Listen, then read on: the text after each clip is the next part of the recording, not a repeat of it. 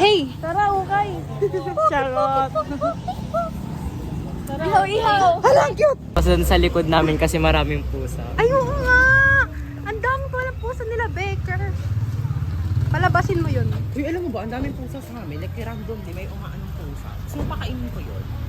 Pwede din. Pagkain mo ako ng pagkain ko. Tapos papakain ko. Hindi nakakain din yun.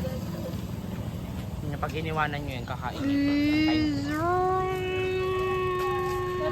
Ato ka ba? Bro!